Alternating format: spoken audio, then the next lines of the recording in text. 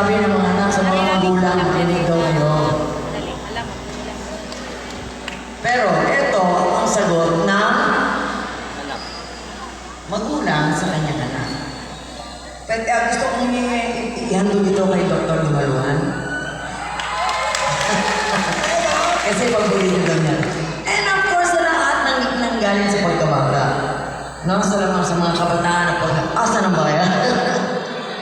Para sa inyo, ito ang sagot sa kanilang magulang para sa mga, itanong niyo to sa mga bata.